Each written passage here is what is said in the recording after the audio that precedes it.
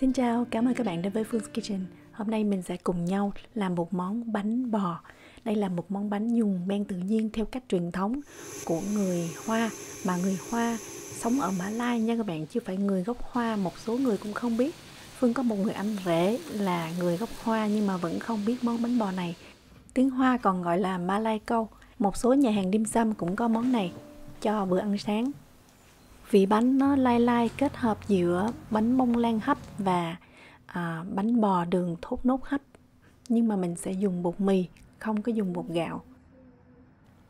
Phương luôn có khoảng 150g men tự nhiên trữ trong tủ lạnh để mình gầy cho ăn hàng tuần. Và mình phải lấy ra cho ăn vài ba lần trước khi mình sử dụng vào công thức. Đến khi nào mà men nó nở trong một cái khoảng thời gian quy định, thí dụ như tỷ lệ 1:1 thì men sẽ nở gấp đôi trong vòng 3 tiếng thì là men khỏe và đạt. Nó có độ sệt và khi các bạn xới lên hết thì cả một khối men nó sẽ dính trên cái cây quét bột của mình chứ nó không có bị quá lỏng. Đây là men Phương nuôi tỷ lệ nước bột bằng nhau 100%. Bây giờ mình sẽ cho ăn đổi tỷ lệ xuống còn 60%. Phương sẽ dùng bột mì đa dụng của Phương có độ đạm là 10%, 10g trên 100g bột. Phương dùng 50g men, 100g bột khô và 50g nước. Trộn đều. Tức là mình đã đổi tỷ lệ 100% hàm lượng nước xuống còn 60%. Mình có thể nhồi bằng tay hoặc các bạn cho vào máy. Khối bột này mình sẽ phải nhồi thật là mịn và cho vào một cái tô có nắp đậy. Nhiệt độ phòng của bên Phương hiện tại đang là mùa đông thì là 21 độ C. Phương sẽ trữ để như vậy ở trong nhà bếp đợi cho men nở gấp đôi. Thì bây giờ là 10 giờ tối. Phương sẽ đợi đến 12 tiếng đồng hồ sau. Bây giờ là sau 10 tiếng thì Phương xem nó chưa có nở đỉnh các bạn. Có nghĩa là men vẫn còn cái độ vung ở bên trên, chưa có bọt khí và khá đặc ở phần trên nữa. Mình sẽ đậy nắp và đợi thêm 2 tiếng nữa là đúng 12 tiếng. Còn nếu các bạn ở Việt Nam khí hậu nóng thì Phương nghĩ rằng nếu mà men khỏe với tỷ lệ này sẽ nở trong vòng 8 đến 9 tiếng là vừa. Bây giờ mặt men nở có những cái bọt khí mỏng trên bề mặt. Rễ tre tua tủa. Hỗn hợp men này mình sẽ thu được chính xác là 200g. Còn nếu bạn nào mà cái đề tài men tự nhiên quá xa lạ thì các bạn có thể sử dụng men khô. 1g men khô, 100g bột và 60g nước. Tùy khí hậu nơi bạn ở thì men có thể sử dụng được sau 4 đến 5 tiếng nhiệt độ phòng. Giờ Phương sẽ giới thiệu tiếp theo những cái nguyên liệu mình cần. Phương có 3 cây trứng. Đây là trứng gà nha. Ở bên Phương không có bán trứng vịt và trứng gà nó cũng có màu trắng nữa. Đường thì mình sẽ dùng đường thốt nốt dạng mịn như vậy. Các bạn có thể sử dụng đường mật mía nè. 120g. Các bạn nghe đừng có giật mình, cái đường này nó không có ngọt như là đường cát trắng. Đây là Phương mua ở một cái chợ Ấn Độ hoặc là chợ Thái Lan, chứ chợ Việt Nam cũng ít khi bán cái loại đường này. Mình cần có nữa là bột sữa. Phương dùng bột sữa hiệu Nestle. Đây là một dạng sữa bột rất là bình thường để pha uống cho người lớn hoặc là trẻ em. Bột custard Lion. Ngày trước Phương có dùng hiệu Bird của Anh, nhưng mà cái bột đó cái màu không có đẹp bằng cái hiệu này. Hình như là hiệu này của Trung Quốc. Bánh nó có vị thơm, màu nó đẹp hơn. Mình sẽ dùng là 15g. 25g bột bắp. Nửa muỗng cà phê muối, khoảng 3g. Còn đây là hỗn hợp men mình đã ủ nở qua đêm. Tổng trọng lượng này là 200g. Mình sẽ dùng hết cái phân lượng này cho vào cái cối nhồi bột. Phương cho trước tiên lượng đường vào đây. Các bạn lưu ý là mọi thứ tự nguyên liệu Phương nói các bạn phải làm từng bước y chang như vậy nha, rất là quan trọng. Phương sẽ để số nhỏ và đánh cái phần bột này với đường. Đến khi nào mà các bạn thấy đường nó hòa quyện vào bột thì mình sẽ cho trứng và mình chỉ cho từng cái một. Mấy nhà Phương có 10 số, mình nhồi số 2. Bây giờ khi cho trứng thì mình sẽ tăng lên 4, 5. Sau khoảng 30 giây Phương sẽ cho cây trứng thứ hai vào. Tiếp tục đánh bông. Hỗn hợp này nó sẽ không có bông giống như là mình đánh bánh bông lan nha các bạn. Nó sẽ lỏng Mục đích của mình sẽ đánh cho trứng đường tan hòa quyện vào nhau. Tiếp tục cho cái trứng thứ ba. Các nguyên liệu bột khô mình sẽ trộn lại với nhau. 25 g bột bắp mình chừa lại 5 g. Lát nữa mình cho vào sau, Phương sẽ giải thích thêm. Để qua một bên. Mọi nguyên liệu bột như là bột custard, bột sữa, muối, Phương sẽ trộn lại với nhau để cho cái hỗn hợp này hòa quyện trước khi mình cho vào cái hỗn hợp trứng. Hỗn hợp trứng mình sẽ đánh ở tốc độ số 5/10 trong khoảng thời gian 7 phút. Vì sao mình phải đánh lâu như vậy? Do là mình phải xem đường nó đã tan chưa, và phần men tự nhiên nó cũng phải hòa tan mới được. Phương cho máy trở về tốc độ chậm và cho cái phần bột khô vào đây. Mình dùng cái phới lòng mình quét ở phần đáy thau bột để bảo đảm là cái phần men cái của mình nó đã hòa tan. Hỗn hợp sẽ mịn mượt như vậy. Phương cho ra một cái tô thủy tinh.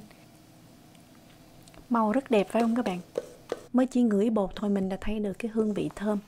Phương đậy nắp và ủ một khối bột này trong khoảng 4 tiếng. Nhiệt độ phòng của Phương là 21 độ C. Còn nếu mà các bạn ở Việt Nam thì tất nhiên thời gian ủ sẽ ngắn hơn. Nhưng chắc chắn là cũng không dưới 2 tiếng. Món bánh này các bạn nên ủ lố, ngon hơn là ủ non. Cái phần bột bắp nửa muỗng cà phê Phương chừa lại khi nãy, Phương sẽ cho vào đây là 5 g baking soda, tức là muối nở. Trộn đều. Xửng hấp mình cũng đã sẵn sàng. Đây là cái phần bột sau khi mình đã ủ 4 giờ. Bột nó sẽ không có tăng cái khối lượng mà mình chỉ thấy ở trên mặt bột có khoảng 2 cm dày cái phần khí rất là tơi xốp. Bình thường các bạn sẽ rây cái phần bột này vào đây và khuấy đều như vậy phải không? Nhưng hôm nay Phương sẽ chia sẻ cái cách này để bột được hòa quyện đều hơn. Mình cho một muỗng canh hỗn hợp trứng vào đây trước, trộn đều trước với phần bột bắp và baking soda. Sau đó mình mới cho ngược trở vào hỗn hợp trứng. Cái cách này sẽ giúp cho bột nở nó được hòa quyện hơn, chứ nó không có kiểu mà lốm đốm, và các bạn không cần phải rây lại một lần nữa.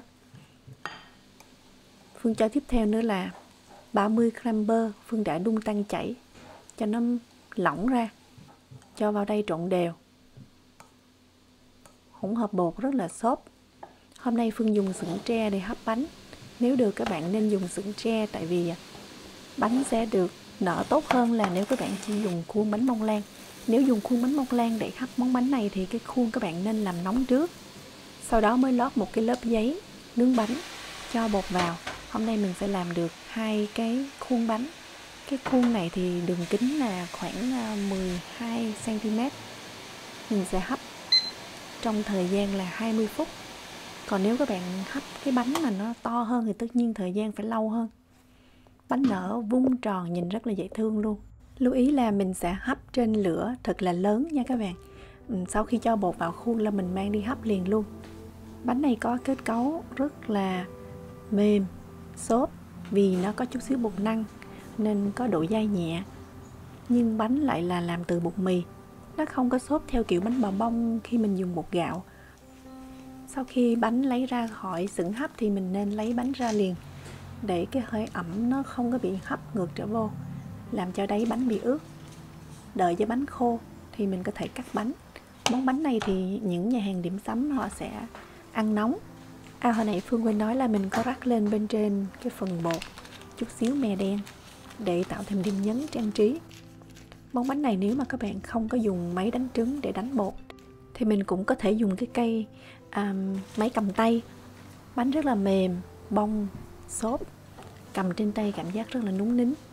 Phương cắt thử cho các bạn xem ha. Lúc này thì bánh đã bớt độ nóng.